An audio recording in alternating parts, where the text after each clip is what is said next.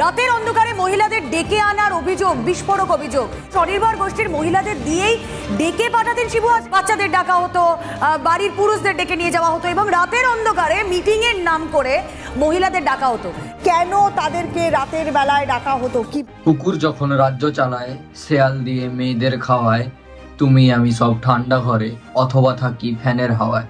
মা যখন মাটিতে মিশে মনুষ্যত্ব শিখে ওঠে, কুকুরটা তখন দাঁত বের করে ভাতার কথা প্রচার করে।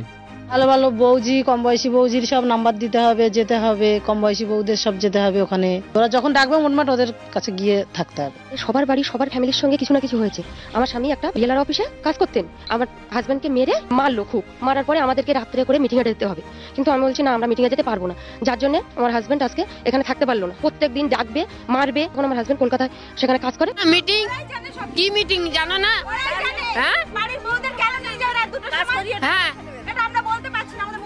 কাজ করিয়ে টাকা পয়সা দেবে না। তারপরে রাত্রি যত বাড়তে থাকে, মেয়েরা তত নিলামে ওঠে। মাননীয়া রূপী পিশাচিনীটা সর্বনাশের হাসি হাসে। 500 বাড়িয়ে 1000 করে টাকা ছুঁড়ে মুখ বন্ধ, চামচার দল তাতেই খুশি। চালা ঘরে শুধু কান্নার শব্দ। রাজনীতির কাদা ছুঁড়ে চাইছো তুমি শরীর ঢাকতে। ধর্ষকদের পোষা কুত্তা হয়ে কি ভেবেছো পারবে তুমি রাজ্য চালাতে?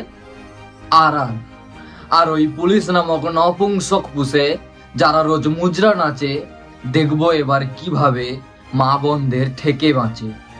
পুলিশ আমার গেটের সামনে দাঁড়িয়ে আছে আর ওরা আর কি ওই দিক দিয়ে জানলাটা ভেঙে ওইগুলো বলছে, জানলাটা পুরো ভেঙে খুলে দিয়েছে। এবার আমি হাত দিয়ে এরকম করে করে কথা বলছি, আমার হাতটা টেনে নিয়ে এসছে, আমার হাতে পলা ছিল, পলাটা পুরো ভেঙে গেছে। হাতটা টেনে নিয়ে এসে বলছে তুই বাইরে বেরিয়ে আগে, তোকে দেখে নিচ্ছি, আজকে গণধর্ষণ করে ছাড়বো। পুলিশ ছিল দাঁড়িয়ে, তোমার সন্দেশখালীর বড়বাবু আর হিঙ্গলগঞ্জের নাকি মেজবাবু ছিলেন, দুজনের সামনে এইরকম কিছু করে। আরো দিদিরা আছে তাদের এরকম হাতের পলা টালা সব ভেঙে দিয়েছে, মাথা চুল ধরে টেনেছে, শাড়ি আঁচল ধরে টেনেছে, এরকম অনেকেই আছে। আমরা কোনো সেফ নেই, মানে আমরা যে মহিলারা আমরা কোনো সেফ নেই। আমার স্বামীর সামনে আমাকে এই ধরনের বাজে বিহেভ করছে, তাহলে মানে আমাদের মনটা কি বলে? এটাই আর কি আমার। বাচ্চা মেয়েটার চরিত্র নিয়ে, মেয়েদের শরীর নিয়ে, বউদের সতীত্ব লুটে খুব সুন্দর রাজ্য চালাও। লজ্জা করে না? তুমি আবার মা মাটি মানুষ চেঁচাও। ঘেন্না করে না? নিজেকে তুমি মহিলা বলে দাবি জানো? পাগল কুকুরের জিভের লালা তুমি রোজ চুষে খাও। দোষীদেরকে শাড়িতে ঢুকিয়ে নির্দোষদের জেলে ঢোকাও। সন্তানদের স্বপ্ন নষ্ট করে নেতার মেয়েকে চাকরি দাও। দিনের বেলায় গোমাতা বলে রাতের বেলায় পাচার করাও। আমায় একটা উত্তর দেবে? এতগুলো পাপ মাথায় নিয়ে কিভাবে রোজ ঘুমোতে যাও? শয়তানের গল্প শুনেছি, তোমার কারণে মুখটা দেখলাম। তুমি এতই ভদ্র মানুষ, চেলা বাঁচাতে ধর্ষণ লোকাও।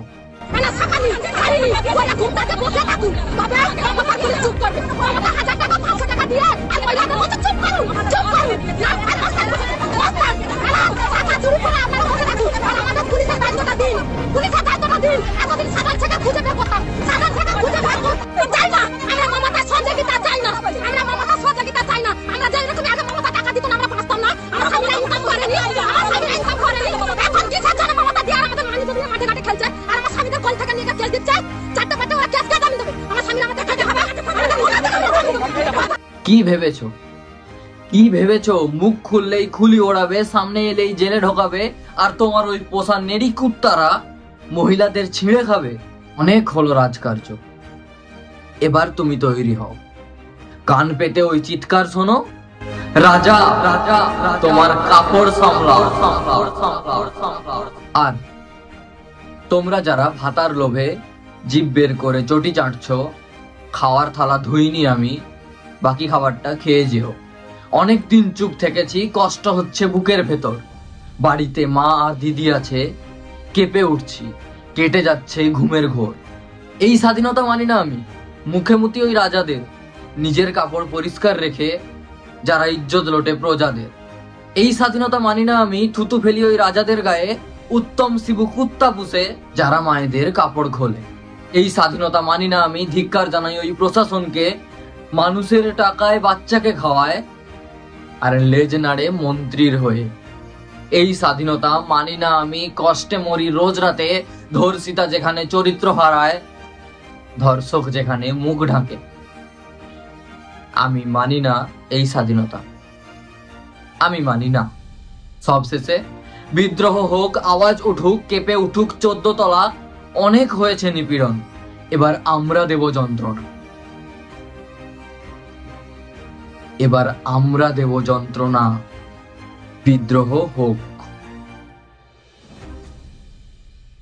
আমরা শান্তি চাই, কারণ আমরা এইভাবে মানে নিজে নিজে মরে যাওয়া ভালো, এরকম অসম্মান হওয়ার থেকে।